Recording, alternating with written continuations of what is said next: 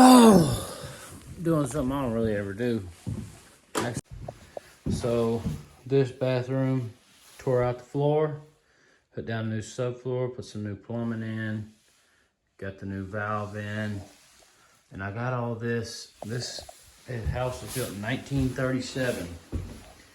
So this old shiplap is from that long ago.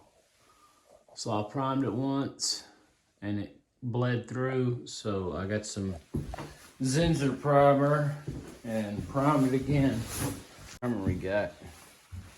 I'm waiting on it to dry. We're going to hit it with our Valspar signature paint over there. It's all white. I'm going to do a white walk-in subway shower here, vanity here, medicine cabinet here with the scone slide above. Ready to rock. Got all of our perma-base glued and screwed. Still got to trim out the window. And then I got to put a niche on this wall to the right. Got our tulip flange down. Ready to rock and roll. Drain. Oh, I'm gonna fall over. Gosh, right on the money. So all the paint. She wanted it to look new but be old, or old but look new. I don't know. We went with the semi on there. These boards are actually cuts. I had to cut a hole in the wall here and cut them to fit to cover that up, even though it doesn't look perfect. That's what they wanted. That's how I got the plumbing in there, and there was a recessed medicine cabinet.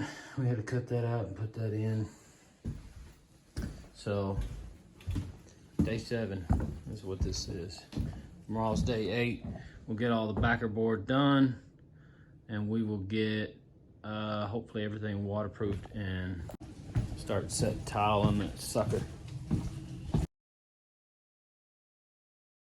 So here we go.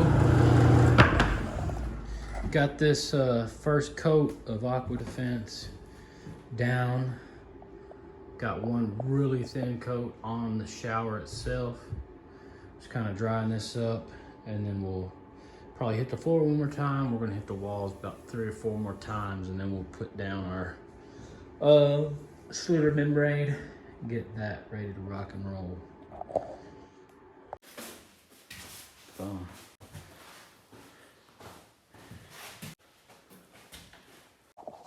All right, check this out. Oh, white tile, black grout. Worst scenarios is what people want.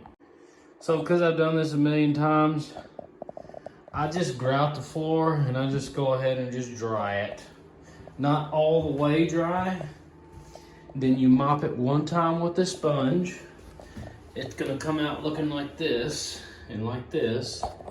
Once it's pretty much dry, where you can still kind of carve on it with your finger, then you're gonna come back. Like, let me get a good example. See how this is kind of shaking looking? And you just straighten it up with a paper towel. See that? And you gotta do that to the whole thing. And you gotta be moving. If it's still streaking real bad, like see how we got a little streak? That's okay, it can just buff right off. But what you're doing right now is you're getting the joints the size that you want. And the reason I do it this way is because if you mix this stuff up too soupy, it's gonna have a bunch of little teeny tiny pinholes. So like there's one, right there. See that little pinhole? That's why you want to do it like this, because if you try to just wet mop it, it's gonna pinhole really bad. And this is Mopé FA fast curing grout. So this is Home Depot hexagon and dot. Like there's a little smear right there. It just comes right off. because it's not completely cured yet. But this is the easiest way to avoid wiping 1,000 times. Okay, got it all wiped down, all them little black dots like this. See, that's just grout that I've buffed off, and it sweeps right off. Now, another reason I like to let this stuff dry so much before I start, you know, drying it off and shaping these joints is because you want these grout joints as full as possible, right? You don't want them to be all slouchy and shallow. So when they're shallow, they're gonna hold water, and that's the last thing you want. You don't want this thing holding no water on any of these joints. So that can easily be swept up now. So I'm gonna get a rub stone and rub this edge around this drain, straighten it up. And there it is, all rubbed up. Done. Now we're gonna turn the fan back on. We'll let it keep drying.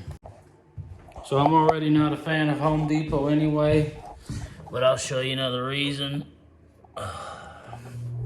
This customer wanted black hexagon and dot for the floor, and she wanted large subway tile, and I brought her a 4-inch by 12-inch. She said it wasn't big enough. So I found this.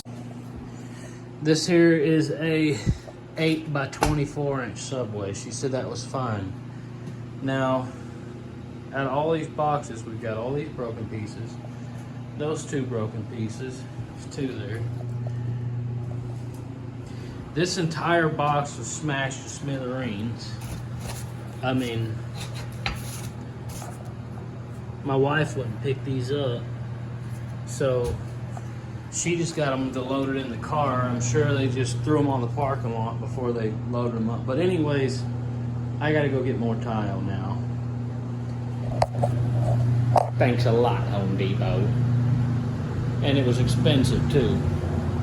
Those couple boxes there and this floor tile was over $1,000, which is ridiculous, because this hexagon and dot is not that great.